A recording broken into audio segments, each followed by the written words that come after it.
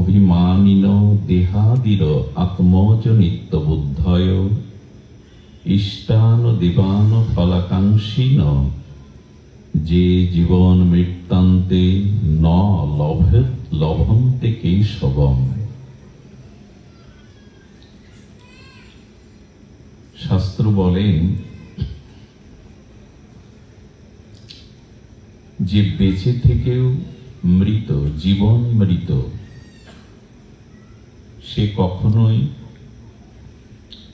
পরম আনন্দ ঘন সচ্চিদানন্দ ঘন ভগবানকে, কেশবকে, মাধবকে, গোবিন্দকে পাবে না।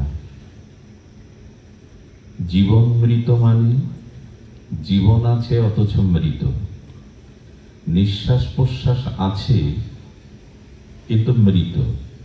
কারা তারা? যারা নিঃশ্বাস নিলেও, প্রাণ নিলেও জীবন মৃত মানে বেঁচে থেকেও মৃত, যারা কখনো কেশবকে, গোবিন্দকে লাভ করতে পারবে না।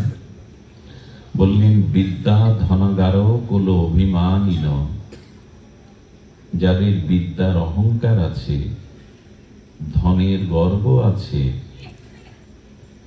এবং কুলের অভিমান আছে,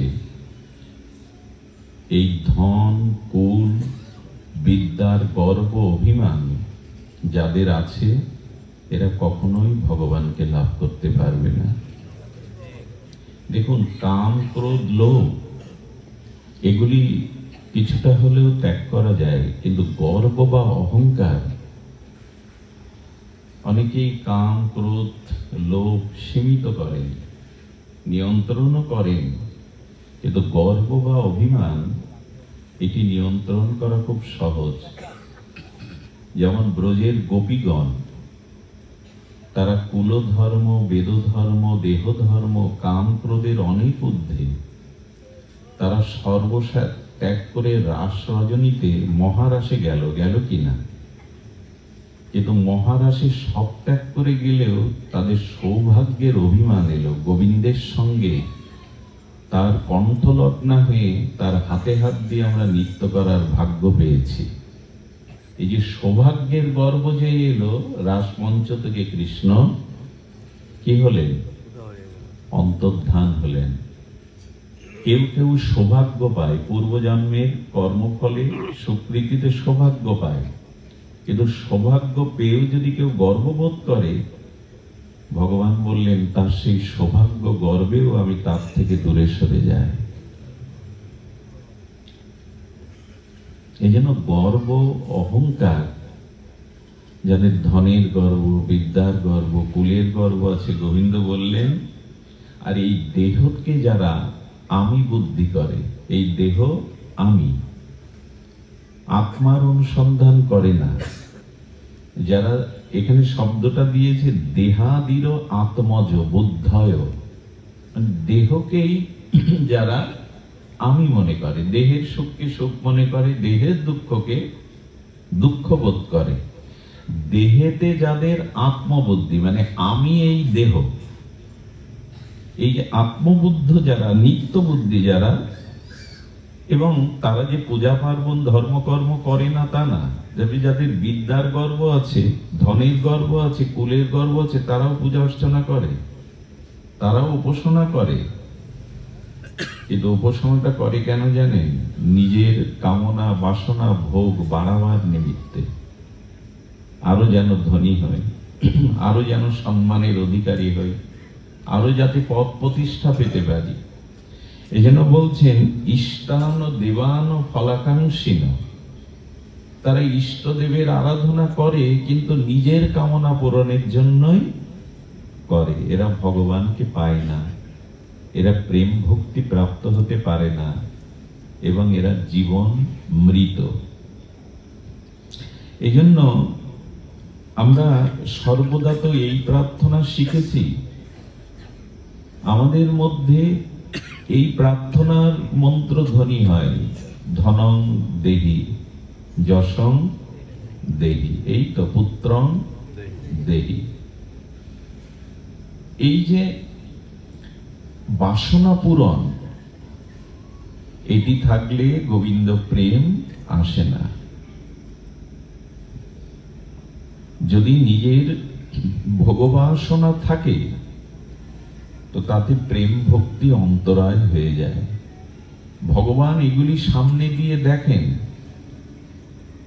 শিশু অবুঝ, সে মায়ের কোল ছাড়া থাকতে চায় না বলে, কিন্তু মায়ের তো সংসারের কাজ আছে। শিশুকে ভোলাবার জন্য মা শিশুর সামনে অনেক খেলনা মিষ্টান্ন দিয়ে দেখে, এগুলি পেয়ে সে আমাকে ভুলে থাকে কিনা। মায়ের তো সংসারের অন্য কর্ম আছে। কিছু সন্তান দেখবেন মায়ের ওই খেলনা মিষ্টান্ন পেয়ে, খেলনা আদি দ্রব্য পেয়ে মার কথা ভুলে গিয়ে খেলাতে মেতে ওঠে। মা নিশ্চিন্তে তখন তার নিজের কাজ সম্পন্ন করে। কিন্তু কিছু সন্তান আছে ওগুলো পা দিয়ে হাত দিয়ে ছুঁড়ে ফেলে মা মা বলে কাঁদতে থাকে। তখন মায়ের আর সংসারের অন্য কাজ করার অবসর পান না। তো ভগবানও বললেন, আমার কাছে এসে আমার উপাসনা করে যারা নিজের ভোগ্য বস্তু আমার কাছে চায়, ধনং দেহি যশং দেহি, আমি ওদের বেশি করে এগুলি দিয়ে দেই, যাতে আমাকে ভুলে থাকে, ওইগুলি নিয়েই মেতে থাকে। এই জন্য ভগবত উত্তম উদ্ধবের কাছে ভগবান বলেছিলেন, উদ্ধব, আমি কাউকে, কোনো ভক্তকে যখন কৃপা করি তার কি লক্ষণ? উদ্ধব বলছেন, প্রভু তুমি যখন কারো প্রতি কৃপা করো, করুণা করো, কি লক্ষণে বুঝবে যে তোমার করুণা ওই জীবের প্রতি হচ্ছে? মানে আপনার আমার প্রতি ভগবান যখন কৃপা বা করুণা করবেন তার কি লক্ষণ? বৃষ্টি হওয়ার আগে তো মেঘের লক্ষণ থাকতে হবে। ভগবান বললেন, আমার কৃপার প্রথম লক্ষণ হলো তার ধন বা ঐশ্বর্য, অর্থকে আমি আগে কেড়ে নিই, তার ঐশ্বর্যকে। আচ্ছা, সুদামা শ্রীকৃষ্ণের বাল্য বন্ধু, তাই না? তো তাকে এত মানে সুদামা আমাদের জগতের পরিভাষায় গরিব না, নির্ধনী না। যার কৃষ্ণ প্রেমধন আছে সে গরিব হতে যাবে কেন? যার ভাগবত ভক্তি আছে সেই ধনী। অর্থ থাকলেই সে ধনী না, বরঞ্চ সে আরো ভিখারি, যদি তার চাওয়া পাওয়া বেশি থাকে। কারণ যে চায় সেই তো ভিখারি। যে তো অধিক অর্থ থেকেও যার আরো 10 বিঘা নিতে হবে, আরো 10 তলা দিতে হবে, এই চাওয়াগুলো থেকে যায়, তো যে চায় সেই তো ভিখারি। তো ভগবান বলছেন, কৃষ্ণ প্রেমে ধনী যিনি, ইনি ভিখারি নন। এই জন্য সুদামাকে কেউ গরিব বলবেন না। অথচ ছেঁড়া কাপড়, 2-4 দিনে গৃহে কোনো হাড়ি জ্বলে না, 20 বছরে নিজের স্ত্রীকে সুদামা একটা ভালো কাপড় কিনে দেয়নি, বলে তাকে গরিব বলবো না? বলো না, উনি কৃষ্ণ ধনে ধনী। উনি দারিদ্রতাকে স্বীকার করে নিয়েছেন, কারণ ঐশ্বর্য হলে তোমার ভজন ভুলে যাব, বাড়ি গাড়ি বিষয় মানে সম্পত্তি এলে সময় পাবো না, তোমার কাছে ফুল জল দেওয়ার, তোমার উপাসনার সময় পাবো না। এই জন্য ভগবান বলছেন, আমি যখন বিশেষ রূপে কোনো ভক্তকে কৃপা করি তখন তার অর্থ ছিনিয়ে নেই। নিলে কি হয় জানেন? আপনার জীবনে যখন অর্থ থাকবে, ফুলের মধুর মতো ভ্রমর এসে চারিদিকে গুঞ্জন করবে। কিন্তু যখন অর্থ থাকবে না, সামর্থ্য থাকবে না, দেখবেন প্রিয়জনও ধীরে ধীরে দূরে সরে যাবে। তাতে উপকারটা কি হয় জানেন? এই যে এদের প্রতি মোহ ছিল, মায়া ছিল, যে কারণে ভগবানকে প্রীতিটা, ভালোবাসাটা দিতে পারছিলাম না। এই যে যখন অর্থ শূন্য হয়ে গেল, প্রিয়জনের মমতা আমার থেকে উঠে গেল, তখন ধীরে ধীরে ওই মনটা সে আমাকে দেয়। এটাই হলো আমার কৃপা, এটাই হলো আমার কৃপা। এখন ধন থাকুক, বিদ্যা থাকুক, কিন্তু অভিমান যেন না আসে। এই ধন বিদ্যা এগুলি আমাদের ফলাকাঙ্ক্ষা, ভগবত রুচিকে বিনষ্ট করে দেয়। এই জন্য অভিমান মানায় না, গর্ব আমাদের মানায় না। এই জন্য তো মহাপ্রভু আমাদের এমন একটা পরিচয় দিয়েছেন, পরিচয়টা যদি মনে প্রাণে মেনে নেন তাহলে অভিমান হবে না। আচ্ছা, প্রভুর সামনে তার দাস মাথা উঁচু করে কথা বলে? প্রভুর সামনে তার দাস কখনো মাথা উঁচু করে গর্বে কিছু বলে? এবং সে নিজেকে প্রভু জ্ঞান করে না, দাস জ্ঞান করে। এই জন্য মহাপ্রভু পরিচয় দিলেন, তুমি নিত্য কৃষ্ণ দাস। তোমার যেন অভিমান, গর্ব এগুলি মাথা উঁচু না হয়। আচ্ছা, হয় কেন গর্ব অভিমান? খুব মূল্যবান কথা, শ্রবণ করুন।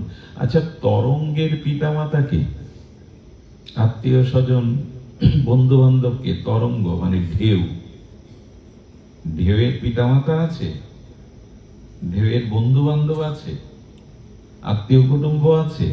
মানে আমি বলছি নদীর তরঙ্গ, সাগরের ঢেউ, বলে ঢেউয়ের পিতামাতা আছে, ঢেউয়ের আত্মীয় স্বজন আছে জল। কারণ জল থেকেই ঢেউয়ের সৃষ্টি, জল থেকেই তার উৎপত্তি। জলই তো তাকে ধারণ করে নাকি? জল ছাড়া তরঙ্গ ধারণ হয়? জল ছাড়া তরঙ্গের সৃষ্টি হয়? খুব মন দিয়ে শুনুন কথাটি। আচ্ছা, জলের তরঙ্গ হবে না তরঙ্গের জল হবে? নদীর ঢেউ হবে না ঢেউয়ের নদী হবে? নদী না থাকলে ঢেউ হবে কি? জল তত্ত্ব না থাকলে তরঙ্গ হবে কি? তার মানে ঢেউয়ের বা তরঙ্গের পিতামাতা আশ্রয় হলো জল। এই তো। এখন জল ব্যতীত স্বতন্ত্রভাবে তরঙ্গ হতে পারে না। জল ছাড়া তরঙ্গ হয় কি? ঢেউ খেলে কি? তাহলে ঢেউটা, তরঙ্গটার জলটা আমরা দুটো নামে অভিহিত করছি, একটি হলো তরঙ্গ, একটি হলো জল। দুটো নামে অভিহিত করলেও, বস্তুকে দুরকম দেখালেও, আসলে তরঙ্গ জল ছাড়া কি অন্য কিছু? শব্দ তো দুটো, একটা জল, একটা তরঙ্গ, একটা নদী, একটা ঢেউ। এই তো। তো শব্দ দুটো প্রয়োগ করছি। তরঙ্গ এবং জল দুই রকম দেখতে। তরঙ্গ ভালো লাগে, নিস্তরঙ্গ সমুদ্র ভালো লাগে না। তরঙ্গায়িত উত্তাল তরঙ্গ সমুদ্রকে ভালো লাগে। দেখছি দু রকম, কিন্তু তরঙ্গের আলাদা কোনো অস্তিত্ব নেই জল ব্যতীত। জলই একটি বিকার হয়ে তরঙ্গায়িত হয়, ঢেউ হয়। এখন যদি ঢেউ কেউ মানেন, জলকে ভুলে গিয়ে ঢেউয়ের অস্তিত্ব থাকবে? তেমনি খুব ভালো করে কথাটি স্মরণ যেন করি, ভগবান ছাড়া আমাদেরও কোনো অস্তিত্ব নেই, আমাদের সবকিছু ভগবান। জল ছাড়া যেমন তরঙ্গ নেই, তরঙ্গ ওঠে না, ভগবান ছাড়া আমাদের কোনো কিছু অস্তিত্বই টিকতে পারে না। আমাদের পিতা, মাতা, ধাতা, বিধাতা, কর্তা সবকিছুই ভগবান। তাহলে তোমার অভিমানটা কোথায়? তরঙ্গ কি অভিমান করতে পারে জল ছাড়া? তরঙ্গের অভিমান মানায় জল ছাড়া? আমাদের কিসের অভিমান? ভগবান সমস্ত কিছুর মূল, গতির ভর্তা, প্রভু সাক্ষী, নিবাস শরণং শ্রুরিদ, প্রভাব প্রলয়ং স্তনাং নিধনানাম বীজমব্যয়াম। ভাগবতে বলেছে, সঞ্চিদানন্দ রূপায় বিশ্বোৎপত্তাদি হেতবে তাপত্রায় বিনাশায় শ্রীকৃষ্ণং বয়ং নমঃ। ভগবান সচ্চিদানন্দ রূপ কি করছেন? বিশ্ব উৎপত্তাদি হেতবে, এই অনন্ত বিশ্বের সৃষ্টি, স্থিতি, প্রলয়ের উৎপত্তির কারণ হলেন ভগবান। যা কিছু বিশ্ব চরাচর, অনন্ত বিশ্ব ব্রহ্মাণ্ডের নিশ্চয়, সবকিছুর গতি, প্রকৃতি, ধাতা, বিধাতা, সাক্ষী, আশ্রয় শরীর ভগবান। এখানে তরঙ্গের অভিমান কোথায় জল ছাড়া? আমরাও ভুল করে বসি, আমি, আমার। জল ছাড়া তরঙ্গের স্বতন্ত্র পরিচয় নেই। তেমন ভগবান ব্যতীত আমাদের কোনো অভিমান, অহংকার থাকতে পারে না, কিন্তু করে বসে আমি, আমার।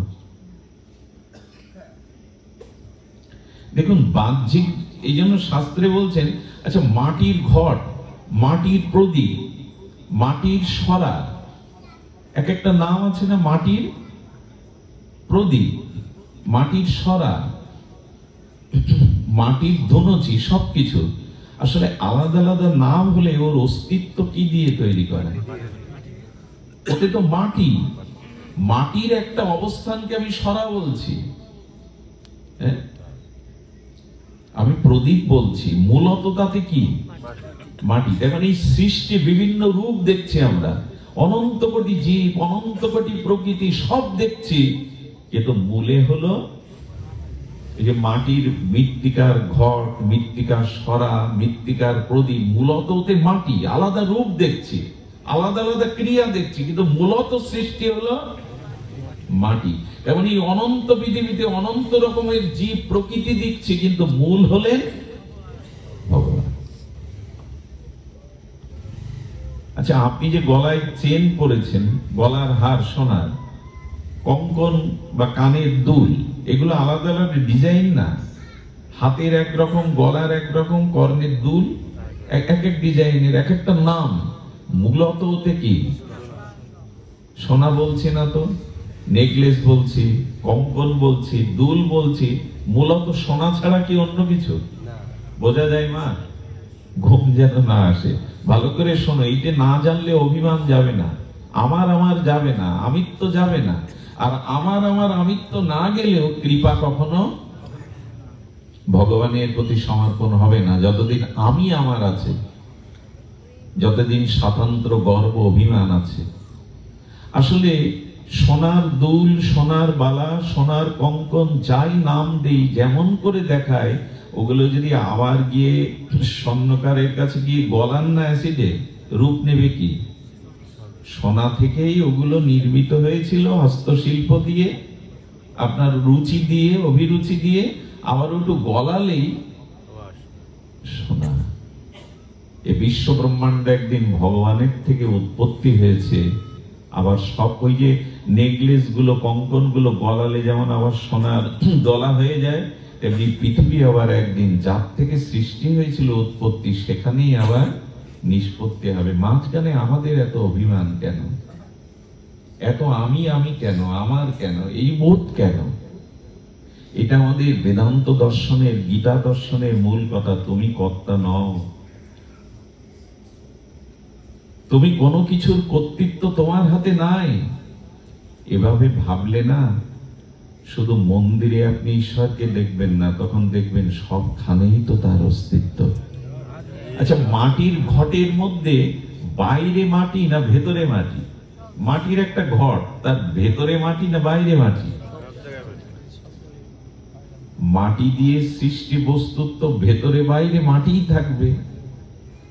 তেমন ঈশ্বরের সৃষ্ট জগতে শুধু মন্দিরে বিগ্রহের মধ্যে না, ঈশ্বর সবখানেই আছে, সবকিছুর মধ্যে আছে। এটা ভাবলে আপনি কাউকে ছোট করতে পারবেন না, ঘৃণা করতে পারবেন না, কোনো অস্তিত্বকে ঈশ্বর ভুলতে পারবে, সবখানেই তো তিনি। একটা প্রমাণ দেই, পৃথিবীতে এমন একটা স্থান দেখান না যেখানে পাপ কর্ম করলে, অশাস্ত্রীয় কর্ম করলে ঈশ্বর বুঝতে পারবেন না, মানে ওইখানে ঈশ্বর নেই। পাবেন এমন কোন জায়গা? সে 10 হাত মাটির তলে হোক, মহাশূন্যে হোক, গর্তের মধ্যে গিয়ে হোক, এমন একটা জায়গা আমাকে দেখিয়ে দিন যেখানে অপকর্ম করলে, অশাস্ত্রীয় কর্ম করলে ঈশ্বর সাক্ষী স্বরূপ থাকবে না। আছে এমন জায়গা? তার মানে তো তার অস্তিত্ব সবখানে। যারা শুধু মন্দিরে বিগ্রহের মধ্যে ভগবান দেখে, আর কোথাও দেখে না, এদের দৃষ্টি অনেক সংকীর্ণ। যারা সর্বভূতে সর্বং খলিতাং ব্রহ্ম, যারা সর্বভূতের মধ্যে তাকেই দেখে, এদের দৃষ্টি প্রশস্ত, এরাই ভগবানের প্রিয় ভক্ত। এরা অনুভব করতে পেরেছে মাটির ঘটের অস্তিত্ব শুধু মাটি। সোনার অলংকারের মধ্যে আলাদা ভিন্ন ভিন্ন নাম হলেও, আকার ভিন্ন হলেও, ওতে আদতেই সোনা। ঠিক তদুপরি জলের তরঙ্গের মধ্যে শুধু জল আছে, ঢেউয়ের মধ্যে শুধু জল আছে, ঢেউ বলে আলাদা অস্তিত্ব থাকতে পারে না জল ছাড়া। এভাবে যদি ভাবেন, অহংকারটা কোথায় আসবার সুযোগ পাবে কি? আমি আমার আসবার সুযোগ পাবে কি? আচ্ছা, কথাগুলো তো শুনতে ভালো লাগে, আমার বলতেও ভালো লাগছে, মেনে নিয়েছি জীবনে। মানলে কি আর এই যন্ত্রণা পেতাম? এই বারবার আসা যাওয়া চক্রে ঘুরতাম। মুক্ত হতে গেলে, এই যে জন্ম মৃত্যু কর্মফল থেকে মুক্ত হতে গেলে, এগুলো শুধু শুনে আমাদের সমস্যা কি জানেন? আচ্ছা, এই মালাটা আমি হাতে নিয়েছি, এই পুরো লাইট গুলো আলোগুলো বন্ধ করে দিয়েছি, দিয়ে বলছে আমার হাতে কি আছে আপনারা বলুন। আপনি খুব নিকটে বসেছেন তো, আমার হাতে কি আছে তখন বলতে পারবেন? গাঢ় অন্ধকারে। তার মানে আমার হাতে মালা আছে, আপনিও আমার কাছে আছেন, অথচ আমার হাতে কি আছে অন্ধকারে আপনি বলতে পারবেন না। আলো না জ্বললে বলতে পারবেন না আমার হাতে কি আছে। তেমনি এই যে কথাগুলো বলছি, ঈশ্বর সবখানে আছে, ঈশ্বর ছাড়া কোনো অস্তিত্ব নেই, এটা শুধু মুখে বললে বা শুনলে হবে না। মুখে তো বলছে আমার হাতে কি আছে আপনারা দেখুন, সব আলো বন্ধ, আর আগে থেকে মালাটা আমি আপনাদের দেখাইনি, এখন পুরো আলো বন্ধ করে বলছে আমার হাতে কি আছে বলুন। আপনি সামনে আছেন, বলতে পারবেন? কেন পারবেন না? কারণ কি? কারণ অন্ধকার তো।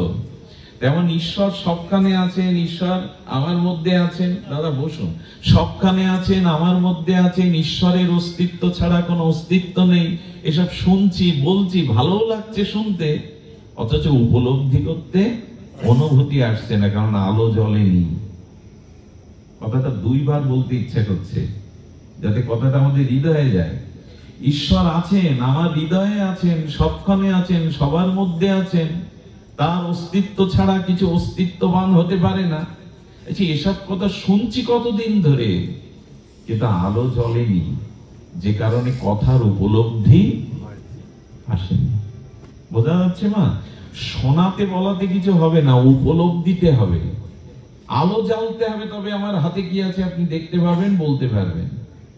ওই আলোটা শ্রীগুরুর কৃপায়, ভজন সাধনের দ্বারা আপনার অনুভূতি যেদিন আসবে, সেদিন এটা অনুভব করতে পারবেন। অনুভূতিটা কেমন জানেন?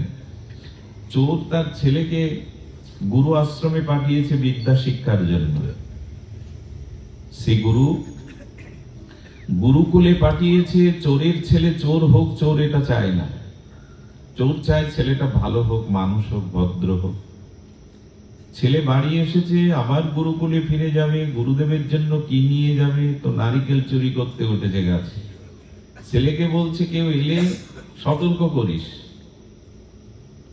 গাছে উঠে যখন নারকেল হাত দিতে যাবে, ছেলেটা তলা থেকে বলছে বাবা দেখছে দেখছে দেখছে। যেই দেখছে বলেছে, নেমে বলছে কোথায়, কে দেখছে?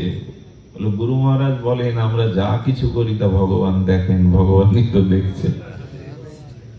জড়িয়ে ধরলেন পুত্রকে। আমি জানি যে ভগবান সব কানে আছে, কিন্তু উপলব্ধি হয়েছে ছেলেটার। আমরা শুনছি, বলছি, কিন্তু উপলব্ধিতে আসছে না। অন্ধকারে আমার হাতে আপনি কি করে পাশে থাকলে বুঝতে পারবেন। এই জন্য বলে প্রভু আমার জ্ঞানের আলো জেলে দাও, হে গুরুদেব, হে ভাগবত। আমার ভিতরে যাতে অনুভূতিটা আসে, বুঝতে পারি আমি, আমাকে শুদ্ধ জ্ঞানের আলো দাও। এই চেতনা, এই জ্ঞান, এই উপলব্ধি শব্দটা আমাদের বুঝতে হবে, উপলব্ধিতে আনতে হবে। উপলব্ধি না আনলে বোঝানো যাবে না। দেখুন, সন্তানের জন্য প্রতীক্ষা থাকতে থাকতে মা রাত জাগে, বাড়ি আসছে না কেন, কোনো ক্ষতি হলো কি, ঘুম আসছে না। এখন বহু রাত্রে বন্ধু বান্ধবের আড্ডা দিয়ে সন্তান ফেরার পরে যদি মা কেঁদে বসে, কোথায় ছিলি, কত দুশ্চিন্তা হচ্ছিল। ছেলে যদি বলে মা আমার ফিরবার প্রতীক্ষায় তোমার ভেতরে কেমন অনুভূতি হচ্ছিল আমাকে একটু বলো, একটু বিশ্ববিদ্যালয়ে পড়ি, শিক্ষিত জ্ঞানী, মা বোঝাতে পারবে তো তোর ফেরার অপেক্ষার জন্য আমার ভেতরে কেমন হচ্ছিল, বোঝানো যাবে? ছেলেটা যখন বারবার দাবি করছে মা তুমি বলো আমি বুঝবো, মা বলছে বুঝবি না।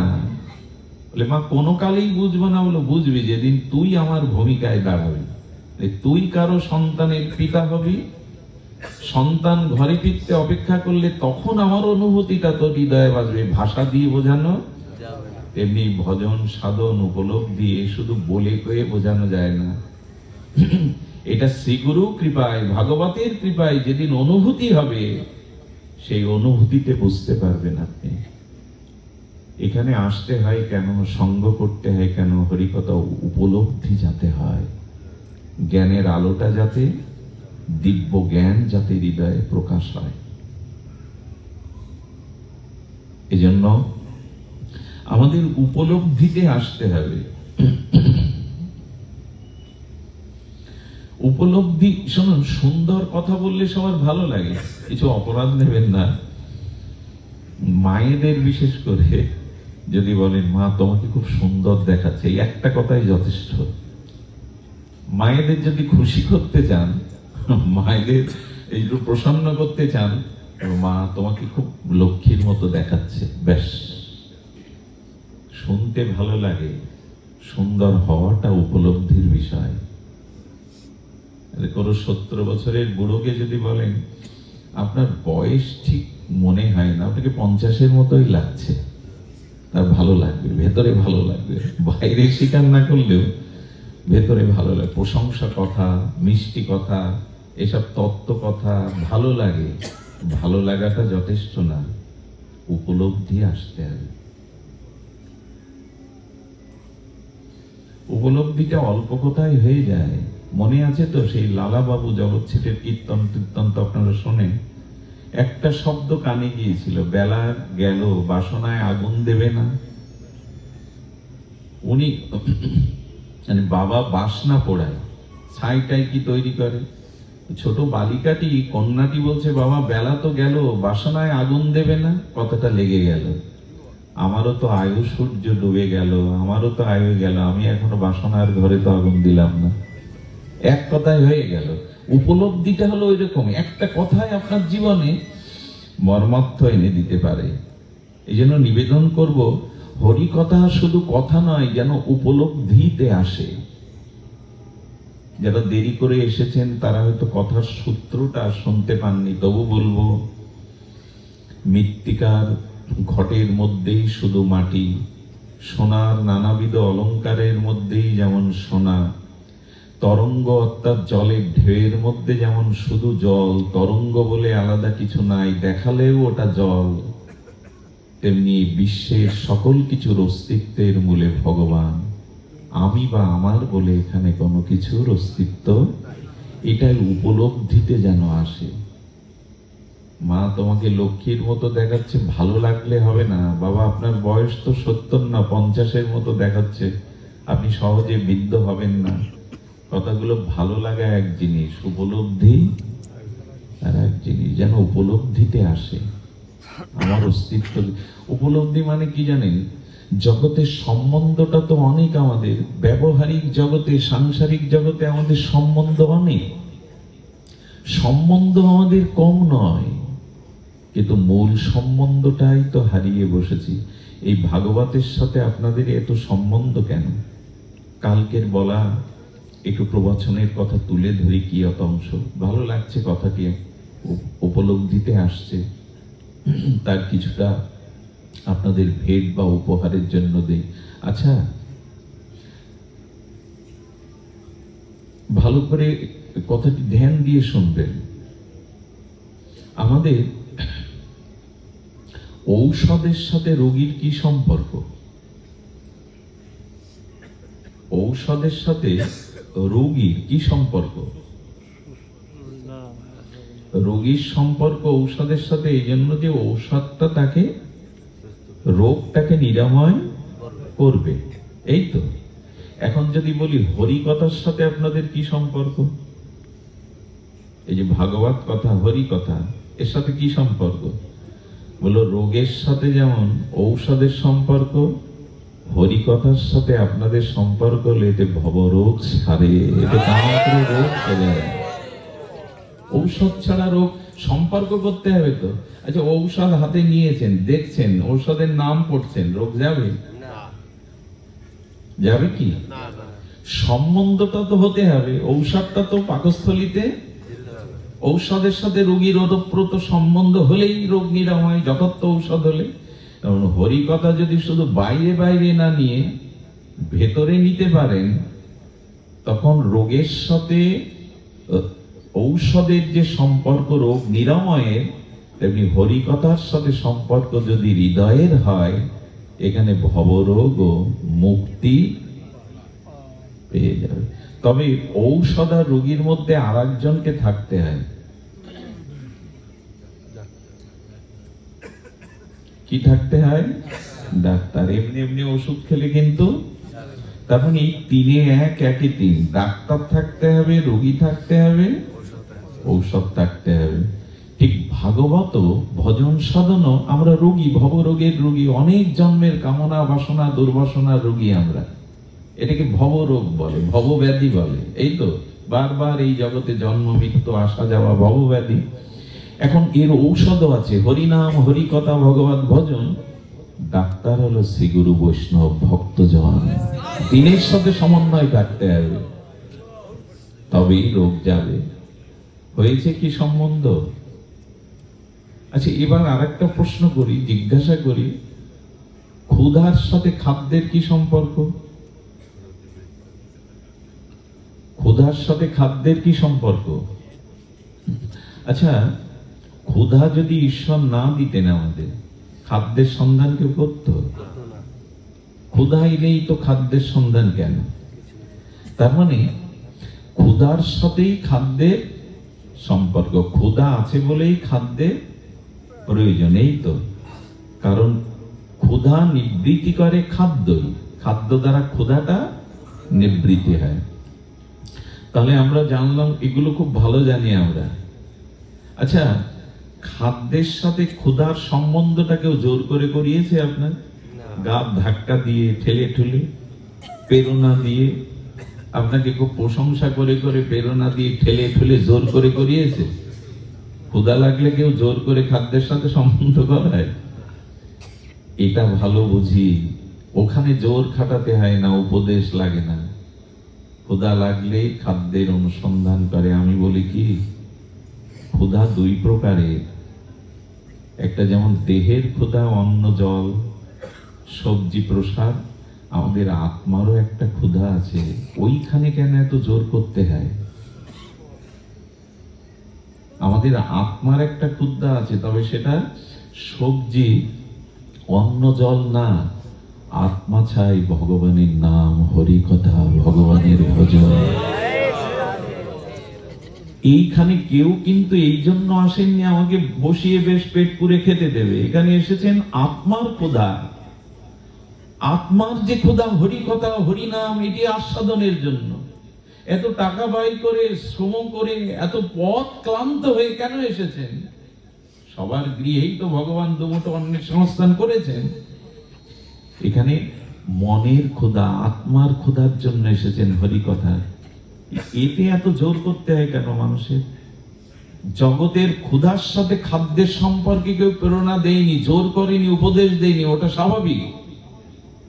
এখানে যদি বলা হয়, এখন হয়তো রাতের আহারটা করেননি, কিন্তু দুই বেলা তো আমরা প্রত্যেকে আহার করেছি, সকালে বা এর মাঝেও বা কত আহার করে ফেলেছি, এটা ওটা টুকটাক।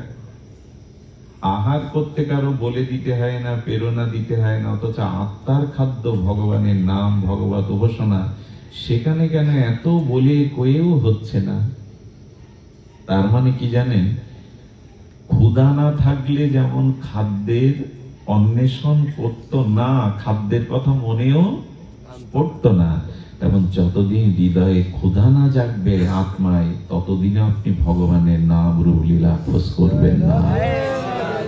এখানে তারাই এসেছেন যাদের ওই ক্ষুধাটা জেগেছে। আরে মানুষ একটু ক্ষুধার জ্বালা সহ্য না করতে পেরে মানুষ আত্মহত্যাও করে। ক্ষুধার জ্বালা এমন, অনেক বড় মানুষও ভিখারির ন্যায়, কাঙালের ন্যায় হাত পাতে ক্ষুধার জন্য।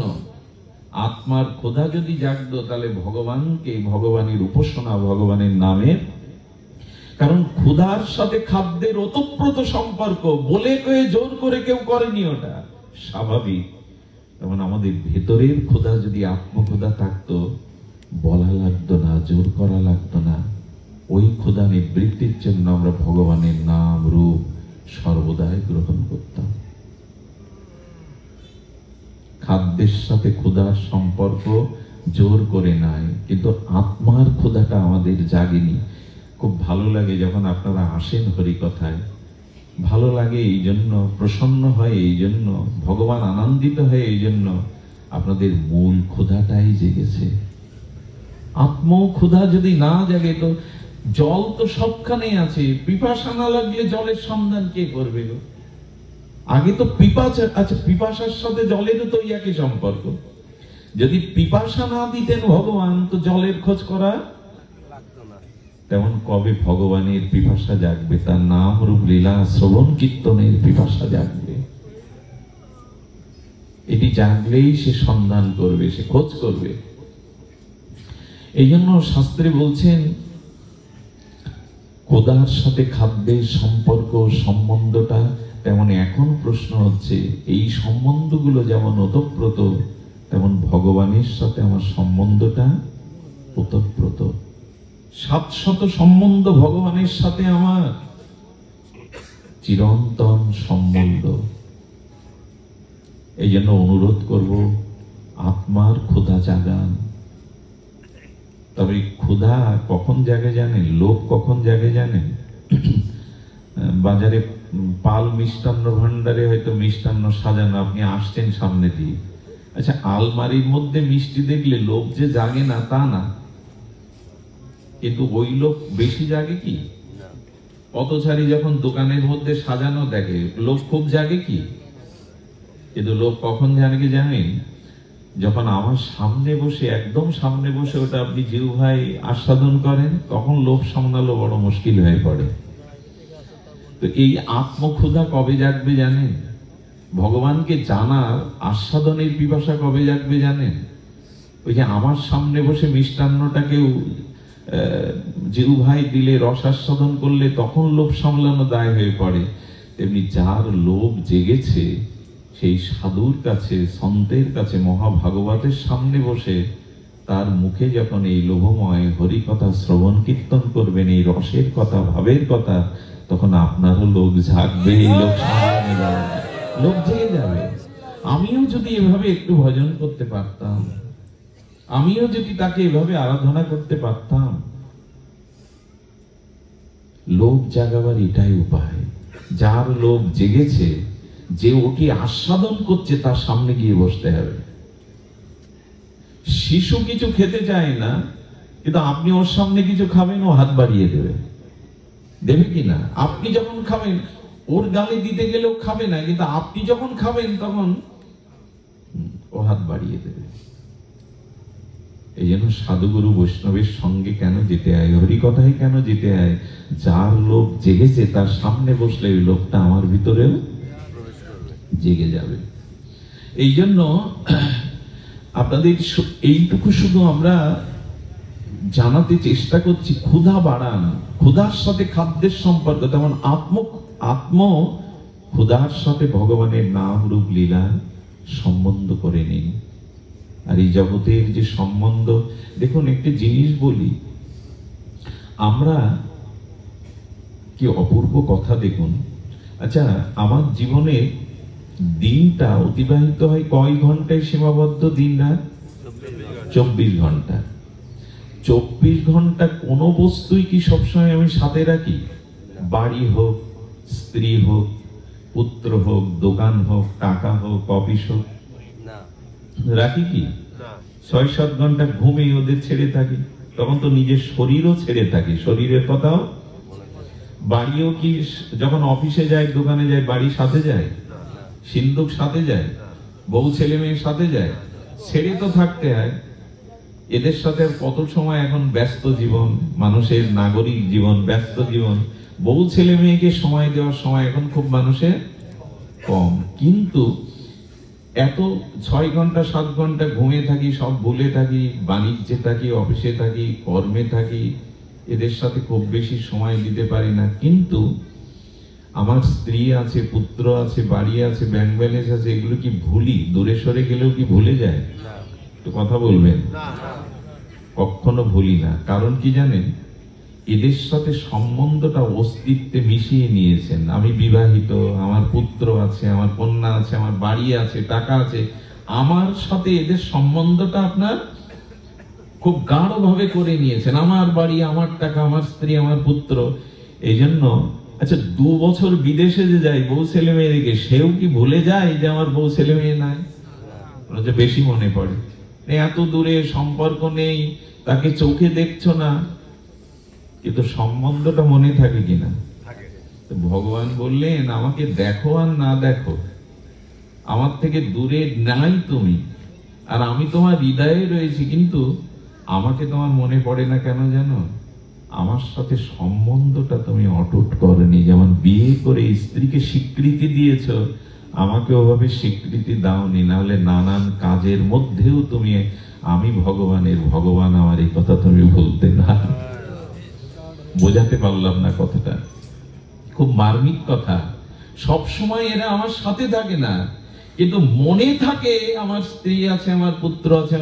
সম্বন্ধটা আমি খুব গাঢ় ভাবে করে নিয়েছি, অস্তিত্বের সাথে মিশিয়ে নিয়েছি। আমার স্ত্রী, আমার পুত্র, আমার বাড়ি, আমার টাকা।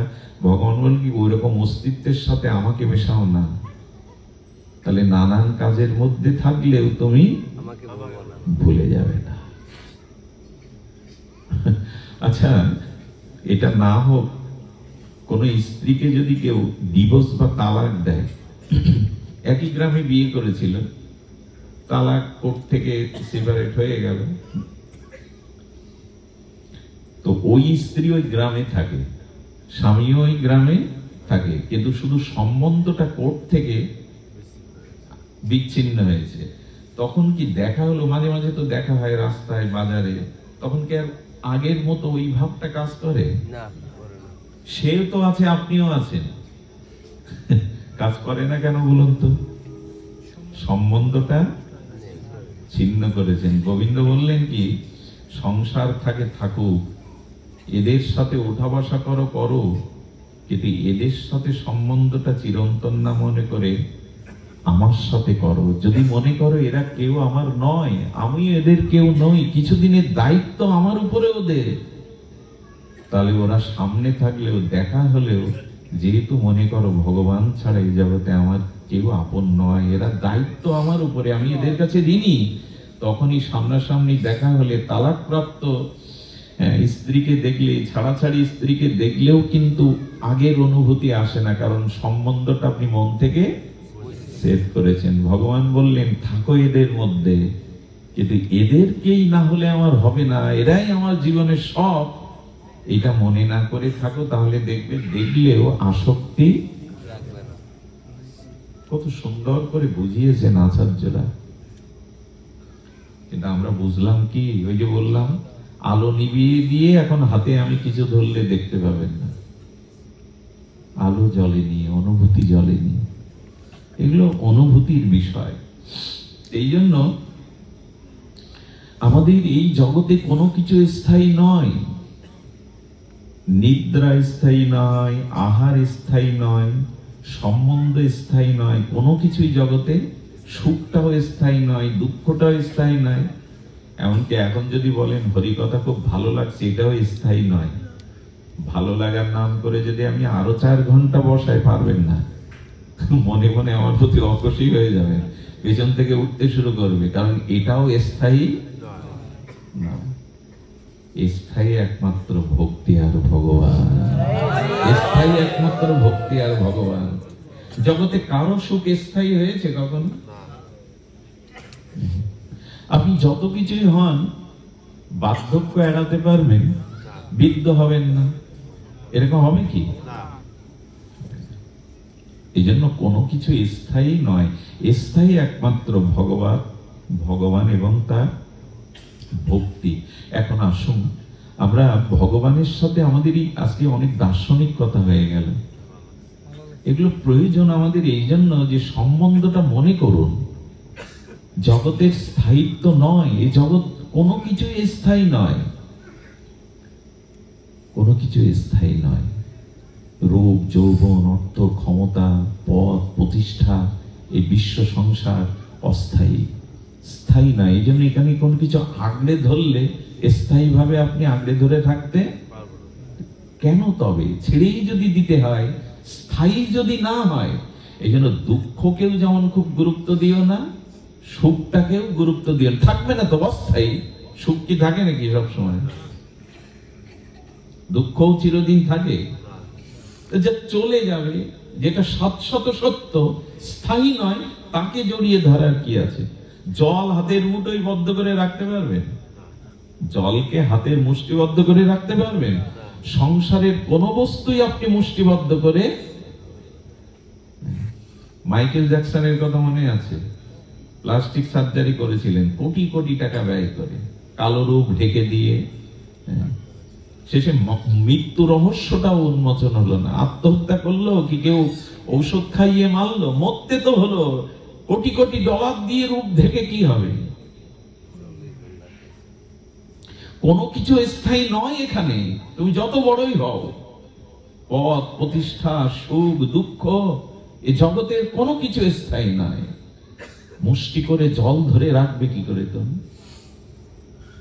এই জন্য যাকে ধরলে আর ছাড়াছাড়ি হয় না, যা স্থায়ী তাকে ধরো। সেই কথাটাই বলবার জন্য তো এই তো। তার মধ্যে এখন কোন জিনিসটা জড়িয়ে ধরলে, কোন জিনিসটা গ্রহণ করলে আমাদের উপলব্ধি হবে, সেটি সংক্ষিপ্ত বলি। অথ কৃষ্ণ নামাদিনা ভবে প্রাকৃত ইন্দ্রিয়ায় সেবাদমুখ হিজুবাদ স্বয়মেব স্ফুরদ্দৎ। শ্লোকটি গোস্বামী পাদের, খুব মার্মিক। অথ কৃষ্ণ নামাদি ন ভবে প্রাকৃত ইন্দ্রিয়ায় সেবাদমুখ হিজুবাদ স্বয়মেব স্ফুরদ্দৎ। দেখুন, ভগবানের নাম, ভগবান কৃপা করে আমার মধ্যে প্রকাশ নিজে হন। আমি নাম নেব এ ক্ষমতা আমার নাই। নাম স্বয়ং ভগবান। তো আপনি প্রাকৃত ইন্দ্রিয়ে, যেমন আগেই বলেছি, সরিষা মাড়াই করলে তেল পাবেন, তিল মাড়াই করলে তেল পাবেন, বালি মাড়াই করলে তেল পাওয়া, ঘোল দই মন্থন করলে মাখন পাবেন, কিন্তু জল মন্থন করলে মাখন পাওয়া যাবে না। যাবে কি? যতই মন্থন করেন। তেমন বলছেন আমাদের এই দেহটা প্রাকৃত। এখানে ভগবানের নাম অপ্রাকৃত বস্তু প্রাকৃত বস্তুতে প্রকাশ হয় না। প্রাকৃত বস্তুতে অপ্রাকৃত বস্তু প্রকাশ হয় না। অর্থাৎ আমাদের এই জিহ্বা, আমাদের এই শরীর কর্মফলের এখানে অপরাধ পাওয়া, যেখানে ভগবানের নাম উচ্চারণ হয় না। বলে হচ্ছে যে, বলে এটা নাম প্রভুর কৃপা, এটা ভগবানের বিশেষ অনুগ্রহ। এই জীবগুলো জন্ম জন্মান্তরে পাপ করেও যদি নাম বলার শক্তি না থাকতো, এরা উদ্ধার হতো না। তাই ভগবান আমার অযোগ্যতাকেও, আমার এই প্রাকৃত ইন্দ্রিয়তেও নিজে প্রকাশ হচ্ছেন স্বয়ং। অনেকটা সূর্যের মতো। রাতে কোনো বিপদ হয়েছে, রোগীকে হাসপাতালে নিতে হবে, কিন্তু ভোর না হলে নিতে পারবেন না। মানুষ কি প্রার্থনা করে? তাড়াতাড়ি। কিন্তু আপনার প্রার্থনা চোখের জলে সূর্য 1 ঘন্টা আগে উঠবে তো? উঠবে কি? সূর্য স্বপ্রকাশ, ওর নিজ সময়তে বল প্রয়োগ করে কামান দাগিয়ে সূর্য আধা ঘন্টা আগে তুলতে। এবং ভগবানের নাম নিজে প্রকাশ হয়, আমি প্রকাশ করতে পারার ক্ষমতা নাই। জল দিয়ে প্রদীপ জ্বলে না। প্রাকৃত বস্তুতে অপ্রাকৃত বস্তু প্রকাশ হয় না। কিন্তু নাম হচ্ছে যে, বলে নাম প্রভু আমাদের প্রতি বিশেষ কৃপা করে আমার জিহ্বায় উচ্চারণ হচ্ছেন। এটা নামের মহিমা, আমার মহিমা নয়, হতে পারে না। অত কৃষ্ণ নামাদি ন ভবে প্রাকৃত ইন্দ্রিয়া। ওই বাবা, এই জন্য রত্নাকর রাম বলতে পারছে না, মরা। এটা ওই সত্য বা ত্রেতার কথা। কলিযুগে যদি ওই রকম ব্যবস্থা থাকতো, নাম না কৃপা করতো মহাপ্রভু, আমাদের জিহ্বায় এত, আমার জিহ্বায় নাম নিতে পারত না। কিন্তু ভগবান এবার বিশেষ করুণা করে নিজে প্রকাশ হচ্ছেন, সূর্যের মতো স্বয়ং প্রকাশ। সত্যি সত্যি আমি যে অপরাধ করেছি তাতে নাম প্রকাশ হওয়ার পর প্রাকৃত বস্তুতে অপ্রাকৃত বস্তু প্রকাশ। এই চর্মচোখ দিয়ে ভগবানের বিশ্বরূপ অর্জুনও দেখতে পায়নি, তাকে দিব্য দৃষ্টি দিয়েছেন, কৃপা করে দেখতে পেয়েছেন।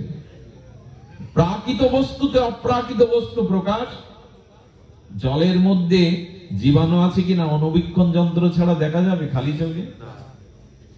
তেমনি এই প্রাকৃত বস্তুতে অপ্রাকৃত বস্তু প্রকাশ হবে না।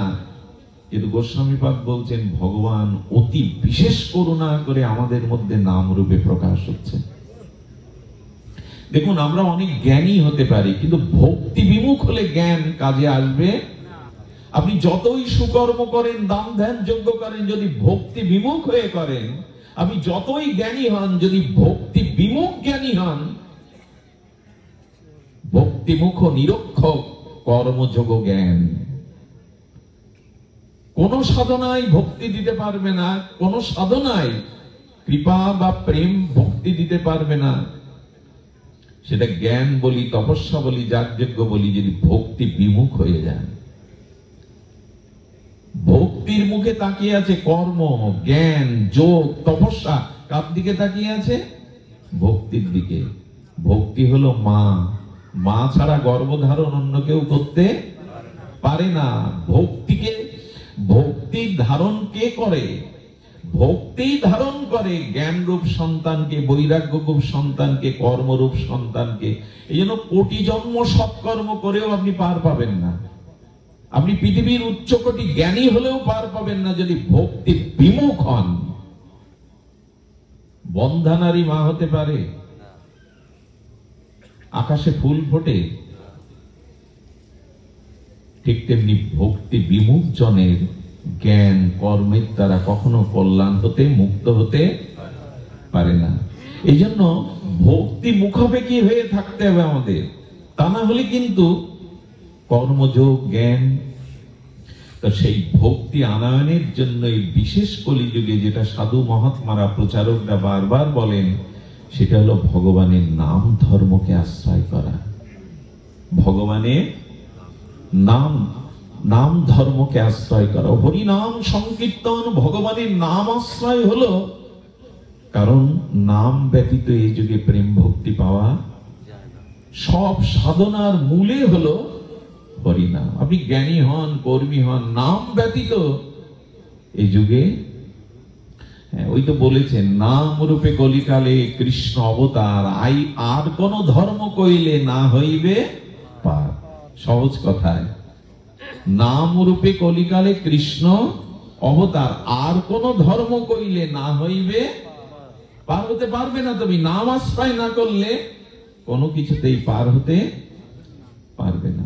এই জন্য দেখুন, যাগ যজ্ঞ কর্ম করলে কি হয়? পুণ্য কর্ম হয়। খুব ধ্যান দিয়ে শুনছেন তো? যদি বলেন ছেড়ে দেব, তাড়াতাড়ি ছেড়ে দেব, তবে একটু শুনুন। সেটি হলো কর্ম, যোগ, জ্ঞান, এর দ্বারা কি হয়? পুণ্য হয়। আচ্ছা, পূর্ণ ফলে জীব কোথায় যায়? স্বর্গে যায়। পুণ্য ফুরিয়ে গেলে ক্ষীণ পুণ্য মত্তলকং বিশ্বন্তি। পুণ্য ফুরিয়ে এলে আবার কোথায় আসতে হয়? জগতে আসতে। যদি পাপ করি, যাগ যজ্ঞ পুণ্য কর্ম না করি, তাহলে পাপ করে কোথায় যেতে হয়? নরক। ভোগের পর আবার কোথায় আসতে হয়? একই স্টেশনে তো আসছে, পুণ্যকারীও আসছে। ফল হলো কি? কথাটি কি বলে ইংরেজিতে? নোট করে নেওয়া, আন্ডারলাইন না কি বলে যেন, আমি তো মূর্খ, জানি না শব্দগুলো। একটু হৃদয়ে আন্ডারলাইন করে রাখুন, চিহ্নিত করে রাখুন কথাটি। পুণ্য করলেও পুণ্য ফলে স্বর্গে গিয়ে পুণ্য ফুরিয়ে গেলে আবার এই স্টেশনে, এই জগদ্রূপ মায়াময় জগৎ। আর পাপ করলেও পাপ নরক থেকে ভোগ করে আবার ভোগ করতে আসতে হবে। আচ্ছা, অতি পুণ্য করলে লোক স্বর্গে যায়, আর অতি পাপ করলে নরক যায়। পাপ পুণ্য যাদের সমান সমান, তারা কোথায় যায়? তাদের আবার এই জগতে পাপ পুণ্য ভোগ করতে আসে। যেখানে যান ফিরে। কিন্তু গোবিন্দ বললেন, নাম আশ্রয় করলে, ভাগবত আশ্রয় করলে, আমার চরণাশ্রয় করলে পুণ্য না, আমি তাকে প্রেম ভক্তি দিয়ে দেব। সেখান থেকে আর এই জগতে তাকে আর আসতে হবে না। ব্রহ্ম ভুবনা লোকা পুনরাবর্তিন সকার্জুন মামুপেত্ত তু কন্তেও পুনর্জন্ম ন বিদ্যাতে। ব্রহ্মালোকে গেলেও তোমাকে আবার ফিরে আসতে হবে, কিন্তু আমাকে পেলে আর এই জন্ম মৃত্যু চক্রে তোমাকে আসতে হবে না। ভক্তি চাই, পুণ্য না। এখানে বারবার ফিরে আসতে হবে। পুণ্য ফুরিয়ে গেলে আবার পাপ ভোগ করেও আবার যেতে হবে এমন জায়গায় যেখানে জরা মৃত্যু ব্যাধি বারবার আসা যাওয়া, কর্মফল নেই। গোবিন্দ সেটা জানিয়ে দিচ্ছেন, আব্রহ্ম ভুবনালোকা পুনরাবর্তিন সোহার্জুন, ব্রহ্মালোকে গেলেও তোমাকে ফিরে আসতে হবে। তো সেই ভক্তির আশ্রয় করবার জন্য সর্বশ্রেষ্ঠ সাধন এই যুগে হরিনাম আর হরি কথা। এটি আশ্রয় করতে কেন এত বিলম্ব আমাদের? এই জন্য নাম আশ্রয় ব্যতীত অন্য কোনো ধর্ম করলে বলছেন পার হওয়া যাবে না। দেখুন, এই নাম আশ্রয় ছাড়া ভক্তি হবে না, প্রেম হবে না। কারণ সাধ্য সাধন তত্ত্ব যা কিছু সম্বল, হরিনাম সংকীর্তনে মিশালো সকল। মহাপ্রভু বলছেন যা কিছু সাধন সম্বল সব এক হরিনামের মধ্যেই দিয়ে গেলাম। এই জন্য অনুরোধ করব যে দূরে থাকলেও, সবখানে থাকলেও যেমন স্ত্রীর কথা ভুলে যান না, আপনি বিবাহিত, আপনি কারো পিতা ভুলে যান না। ভগবান বললেন নামের সাথে অস্তিত্বটা মিশিয়ে নাও, যাতে সর্বদা নামটা স্মরণ থাকে। দেখুন, নাম অভ্যাস এমন জিনিস। আমাদের এই কলকাতাতে এক মাতাজি ছিলেন, প্রসিদ্ধ আমাদের পাহাড়ি দাস বাবাজি মহারাজের আশ্রিত, বৃন্দাবনের। তো সেই গৃহিণী মা এত মালা জপ করতেন, এত নাম জপ করতেন, সবসময় জপের মধ্যে থাকতেন। তার বৌমাকে কি বললো জানেন? আমি যদি অসুস্থ হয়ে পড়ি তখন তো মাটিতে নামাতো, শ্বাস উঠলে খাট থেকে যখন মাটিতে নামাবে, আমি যদি ভুল করি সেই সময় নামের মালাটা আমার হাতে ধরিয়ে দিও। বৌমাকে বলছেন, বৌমা আমার এই অনুরোধটুকু, যখন আমাকে মাটিতে নামাবে মালাটা আমার হাতে ধরে। কি বলবো আপনাদের, এতটা জপ করতেন, হাতটা এভাবে বেঁকেই গিয়েছিল, আর সোজা করতে, চিন্তা করতে পারেন কতটা, হাতে এইভাবে মালা নিয়ে জপ করতে করতে হাতটা এইভাবে বেঁকে সোজা করতে পারতেন না। তো ওনার আইসিইউতে নেওয়া হলো। আইসিইউতে কি আর মালা রাখবে? কিছুই তো রাখবে না, মালা হাতে নাই। যখন ডাক্তার বললেন উনি বাঁচবেন না, কি করবেন? ছেলেরা বলল মাকে আইসিইউ থেকে বের করুন, শেষবারের মতো আমরা মাকে। তার তখন তার মধ্যে তার মূর্ছিত হয়ে পড়েছে, হয়তো প্রাণটা আর 1-2 মুহূর্ত আছে। তো সেই সময় যখন বাইরে বের করেছে তখন বৌমার চোখে জল। মনে পড়েছে মা তো বলে গিয়েছিল, কি বলবো, এই প্রসাদী মালাটা যে হাতে আঙুল ধরিয়ে দিয়েছেন, অচেতন তো, ডাক্তার বলেছেন আর হয়তো কিছুক্ষণ থাকবেন, বাঁচবেন না।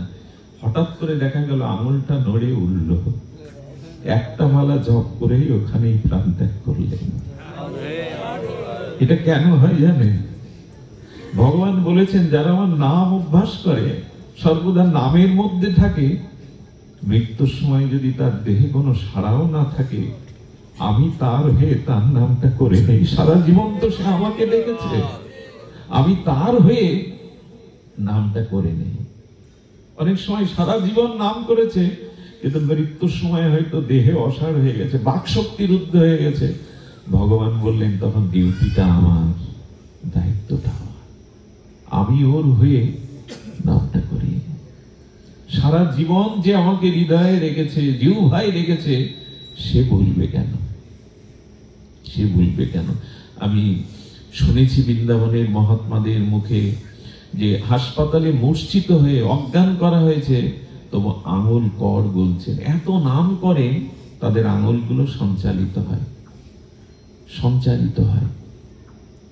আরে নামের মহিমা কি বলবো। সিদ্ধ গৌর কিশোর দাস বাবাজি, লোক প্রণাম করে, সিদ্ধ মহাত্মা ভজনের সময় পান না, প্রণাম নেবেন না হরিনাম করবেন। আর ইট কাঠ দিয়ে ঢাকা, লতা পাতা দিয়ে ঢাকা, তার মধ্যে 1 মাস নাম করেছিলেন। ওনার এক শিষ্য ওনার অপ্রকাট হওয়ার পরে ওই জায়গায় প্রণাম করে নাম করতে বসতেই দেখেন ইট কাঠ লতা থেকে এই দিব্য নাম ভেসে আসছে। দিব্য নাম ভেসে আসছে। ভেসে আসছে কেন জানেন?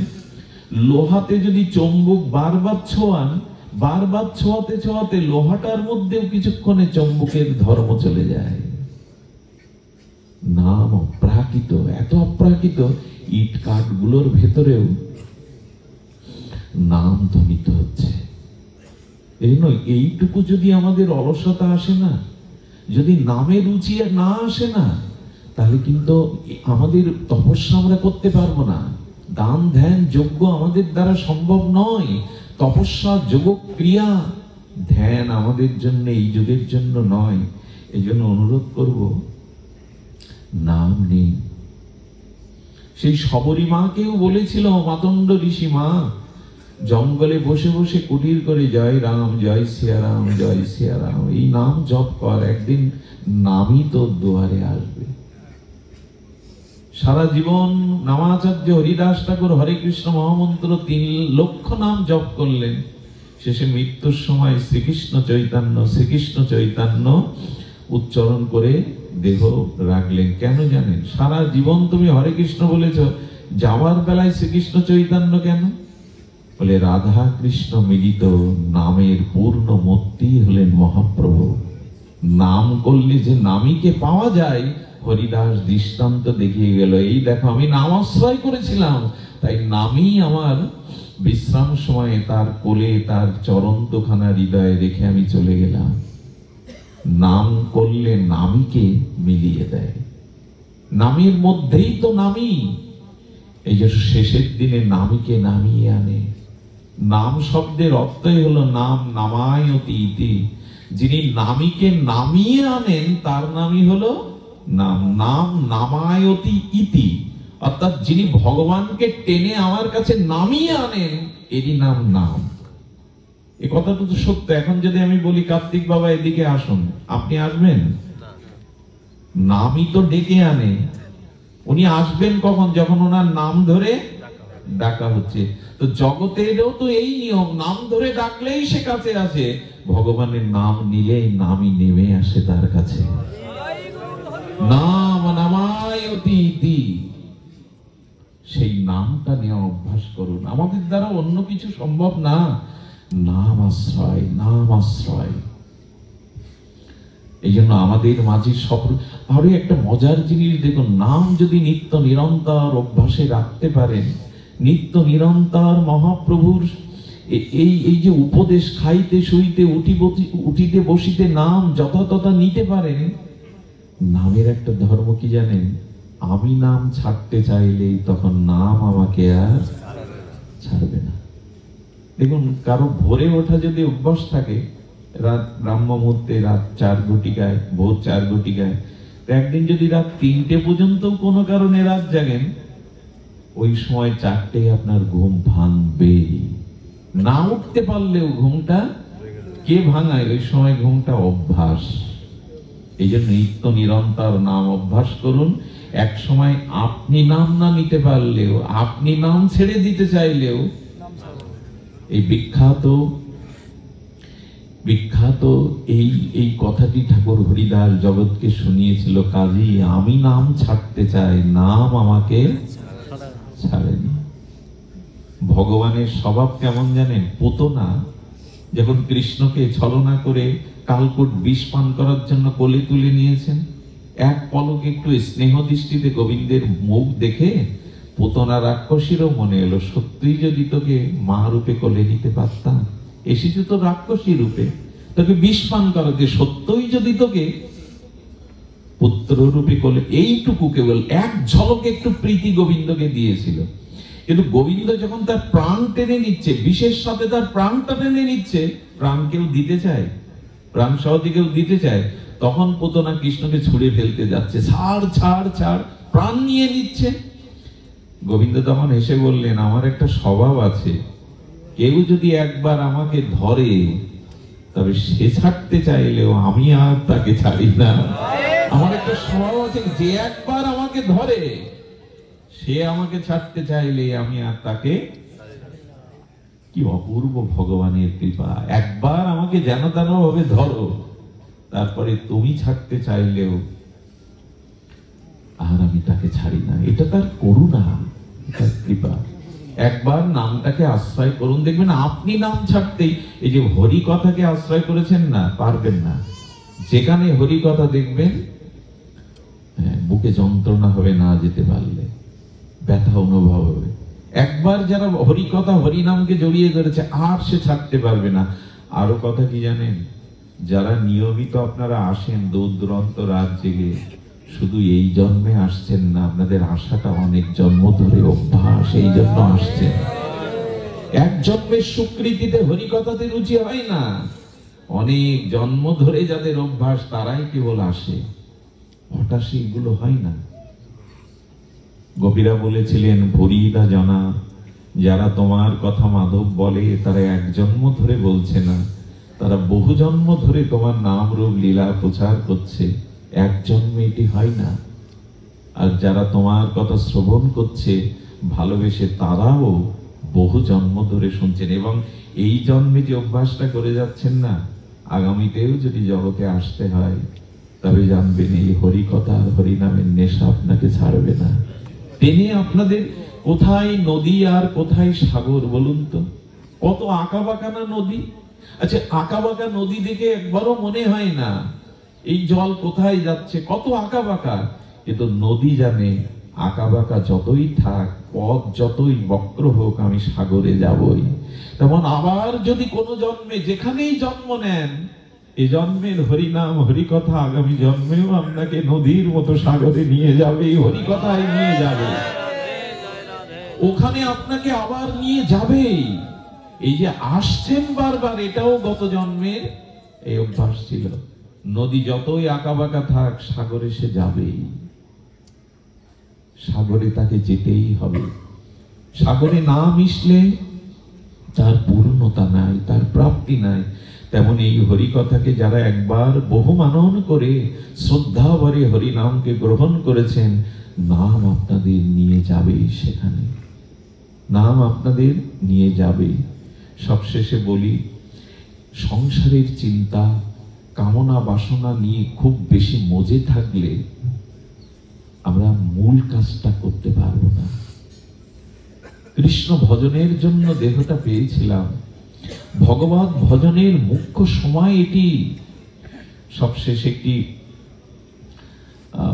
প্রহ্লাদ মহারাজের এই লীলাটি আপনাদের অনেকেই জ্ঞাত আছেন। প্রহ্লাদ মহারাজ তখন মহারাজ। প্রহ্লাদ মহারাজ তিনি রথে করে চলেছেন, বনাঞ্চলের মধ্যে দিয়ে যেতে যেতে দেখছেন একজন এক বৃক্ষের তলে শায়িত। তার মুখের প্রসন্নতা, উজ্জ্বল দীপ্তি দেখে মনে হচ্ছে আমি রাজা, কিন্তু আমার মুখমণ্ডলেতে এত প্রসন্নতা, এত আনন্দের প্রকাশ নেই, দিব্য প্রকাশ। কে উনি? গিয়ে দেখছেন একটু মোটা সোটা, দেহটা যেন চিন্ময় দেহ।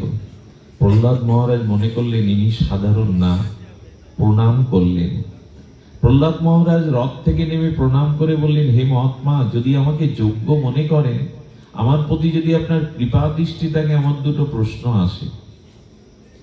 উনি প্রশ্ন করছেন, কে আপনি? বললেন, আমি প্রহ্লাদ। প্রহ্লাদ মহারাজ, কি প্রশ্ন আপনার? বলে, আপনার পরিচয়? বলে, আমি দত্তাত্রেয় ভগবান। উনি দত্তাত্রেয় অবধূত, উনি যিনি 24 গুরু করেছিলেন ভাগবতে, দত্তাত্রেয় অবধূত, তাকে ভগবানও বলা হয়। প্রহ্লাদ মহারাজ তখন প্রণাম করে বলছেন, আমার দুটো জিজ্ঞাসা, আপনারাও শুনুন। জিজ্ঞাসা হলো, আপনি এত মোটা কেন? স্বাস্থ্য কেন আপনার? যে এই প্রশ্ন যদি আমি দাদার কাছে করি, কেউ যদি উল্টে বলে, বেটা তোর বাবার টাকায় খায়, যে আমি মোটা কেন জিজ্ঞেস করছি। কিন্তু উনি অবধূত, ভগবান। উনি বললেন, এত প্রশ্ন থাকতে মহারাজ আপনি এই প্রশ্ন করলেন কেন, আমি মোটা কেন? খুব ধ্যান দিয়ে শুনুন, খুব মার্মিক কথা। বললেন, এটা জঙ্গল, এখানে কোনো সুআহারের, বহুবিধ আহারের কোনো ব্যবস্থা এখানে, ফল জল ছাড়া তো কিছু নেই। আর এখানে কোনো সেবকও নাই যে আপনাকে সেবা করাবে। এখানে তো ওজাতি কোনো ব্যবস্থা নেই। একটু সুস্বাস্থ্যের অধিকারী হতে গেলে, দেখে চেতনায় দেখা দিতে গেলে, মোটা সোটা হতে গেলে তো আহার করা লাগবে, সেবক লাগবে, যত্ন আদর লাগবে, বহুবিধ খাদ্য লাগবে। এখানে তো কিছুই নেই, সেবকও নেই, খাদ্যও নেই। আর দ্বিতীয় প্রশ্ন হলো, আপনি জঙ্গলে শুয়ে রয়েছেন, হ্যাঁ, লজ্জা নিবারণের সামান্য একটু বস্ত্রখণ্ড, আপনার মুখে যে প্রসন্নতা, আপনার মুখে যে দীপ্ত আনন্দ, এটা মহারাজ হয়ে আমার নেই কেন? আমি তো সিংহাসনে আসীন মহারাজ, প্রহ্লাদ আমি নেই কেন? উত্তর দিচ্ছেন হলো এই যে, দেখো আমি 24 গুরু করেছিলাম, তার মধ্যে 2 জনকেই আমি সর্ব অগ্রগণ্য মনে করি, তাদের শিক্ষাটা আমি সর্বতভাবে নিয়েছি। আপনাদের মনে আছে 24 গুরু করেছিলেন অবধূত, তার মধ্যে 2 জনের কথা উনি বলছেন, একটা হলো মৌমাছি, একটা হলো অজাগার। এদের কাছ থেকে, তোমার 2টো প্রশ্নের উত্তর এদের কাছ থেকে আমি শিখেছি, নিয়েছি। বলে কেমন? বলে দেখো, মৌমাছিকে গুরুকরণ করে এই শিখেছি, কত ফুলে ফুলে কত পরিশ্রম করে করে ওরা একটু একটু মধু সঞ্চয় করেন। ওই মধুটা যখন লোকচক্ষুর সম্মুখে ওরা মধুর চক্র বাসা বাঁধে, তখন অন্যের দৃষ্টি যায়। আর অন্যের দৃষ্টি গেলে কি হয় জানেন? এত পরিশ্রম করে, এত মুখে মুখে ফুলে ফুলে পরিশ্রম করে যে মধু সঞ্চয় করেছিলাম, ওইটা দেখা মাত্র আমাদের শত্রু এসে আমাদেরকে আগুন দিয়ে পুড়িয়ে ধোঁয়া দিয়ে তাড়িয়ে দিয়ে মধুটা ওরাই উপভোগ করে। আমি মৌমাছির কাছে শিখেছিলাম, এই যে অর্থের পিছনে, এই মধুর পিছনে, জগতের কামনা বাসনার পিছনে এত কষ্ট করে ছুটে আমরা সঞ্চয় করে, অথচ আমি কিছু ভোগ করে যেতে, ওই নিয়ে পরবর্তী সন্তানরা অবৈধ পথে নেশাগ্রস্ত হয়ে মামলা মকদ্দমা করে কত অর্থ ব্যয় করে, ওটা আমার প্রকৃত কাজে আসেনি। তাই দেখো, আমি সঞ্চয় না করে আমার ভেতরের যে আত্মখাদ্য ভগবানের চিন্তন আমি বাড়িয়েছি, বিষয় চিন্তা বেশি না করে। কারণ এই যে জোগাড় করে, কি দেখবেন কত জমিদার কত কিছু করে গেল, কোনো ভোগই হয় না তাদের। আর ঈশ্বর বললেন, ভোগের ক্ষমতাও তোমার তো নেই। ভোগের ক্ষমতা, আমি বহুদিন আগে একটা কথা বলেছিলাম, আমার জীবনে যদি 50 বছর পরমায়ু হয়, আর 50 বছরে যদি ভগবান আমাকে 60 মণ চাউলের প্রারব্ধ রাখেন, যে 60 মণ চাউলই আমি সারা জীবনে পাবো, বোঝা যায় কথা? অন্ন প্রারব্ধে না থাকলে পাওয়া যায় না, ও মুখের অন্নও পাওয়া যায় না। সামনে থাকতে প্রারব্ধে না থাকলে, ওইখানেই তো স্টোভে অনেকে মারা যায়, অন্যের গালাটাও মুখে তুলে দিতে হবে, এটা প্রারব্ধ। তো 50 বছর পরমায়ুতে 60 মণ চাল যদি সারা জীবনে প্রারব্ধ ঈশ্বর আমার জন্য বরাদ্দ দিয়ে থাকে, আমি 40 বছর বয়স পর্যন্ত 55 মণ খেয়ে ফেলেছি। আর 10 বছরে 5 মণ কুলবে তো? যদি এই হিসাব কেউ মাথায় কষ্ট করে জ্যামিতি বা অঙ্ক কষতে চান, ঈশ্বর বলবো তোমার ও বুদ্ধিতে কাজ হবে না। ওকে ডায়াবেটিস দিয়ে দিয়ে ডাক্তারের মুখেই শোনাবো 1 কাপ করে 1 বেলা খেতে হবে আর রুটি, মানে ওই 5 মণেই তোমাকে 10 বছর চালাবো আমি, ও বুদ্ধিটা আমার। তোমার বুদ্ধিতে কিছু চাইলেও কি ভোগ করা যায়? এত সুন্দর রসগোল্লা মিষ্টান্ন ডায়াবেটিসের সামনে দেন, ওকে বিষ মনে হবে। আরে আপনি পারবেন না ভোগ করতে।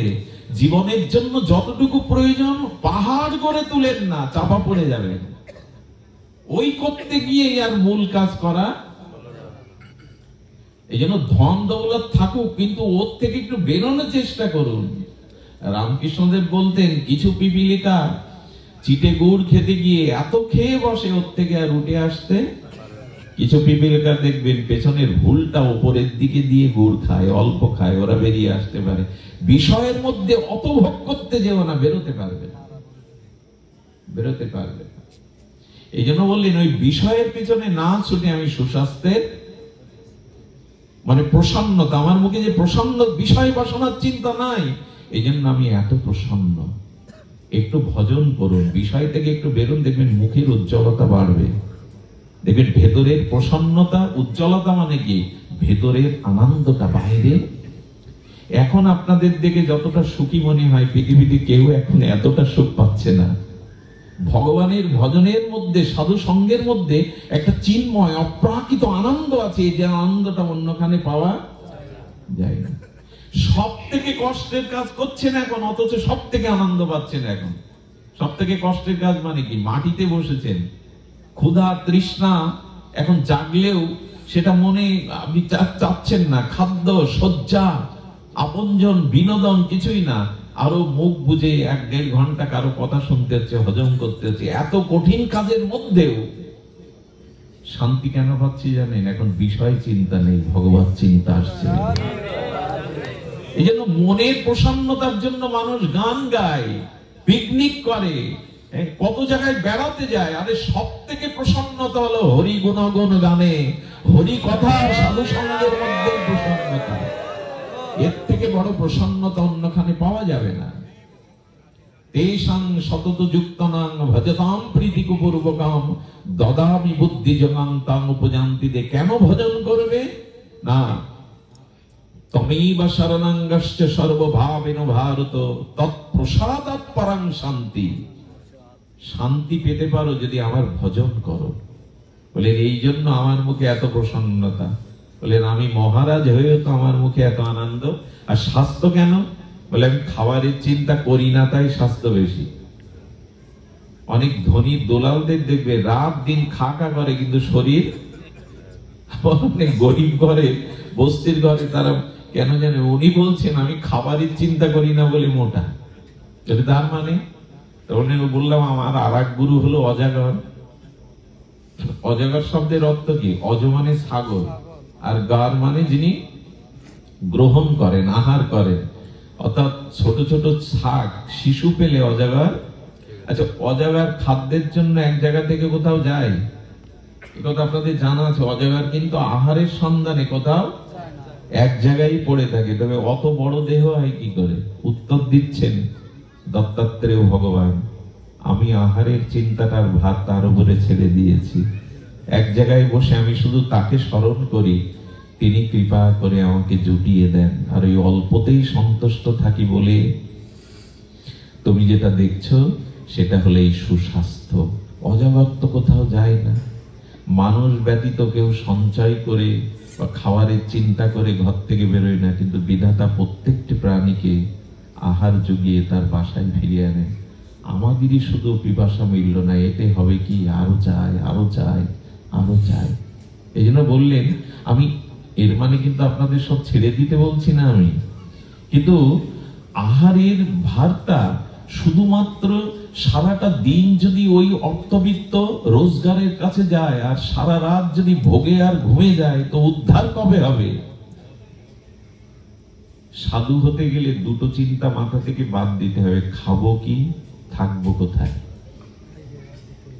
এই দুটো চিন্তা ঈশ্বর তার রাখে না, যে প্রকৃত তার চরণাশ্রয় করেছে। দত্তাত্রেয় কথা শুনে প্রহ্লাদ মহারাজ প্রসন্ন হলেন আর বললেন, সত্যই তো, অজাগর যদি একত্রিত থেকে বিধাতার প্রারব্ধের ইচ্ছায় সে খাদ্য পায়, মানুষ না খেয়ে মরবে না যদি তার প্রতি ভরসা করো তিনি যেভাবে। আজকের এই অনুষ্ঠান উনি ভাগ্যবান কেন জানেন? আমাদের বোধাটাতে প্রচন্ড বৃষ্টি ঝড় হয়েছে দুপুর থেকে, এবং বৃষ্টি হয়েছে। আমি ভাবলাম বাজলাম আজ রাতটুকু হয়তো বিশ্রামে কাটাতে পারবো, কিন্তু কার্তিক বাবা, শ্যামল বাবা এরা সব বলছে না এদিকে বৃষ্টি না। বলে মিথ্যা বলছেন না তো? বলে না, মেঘ করেছে অথচ বৃষ্টি হয়নি। ভালো, ওনার ভাগ্য। বৃষ্টি হলে হয়তো এইভাবে সবাইকে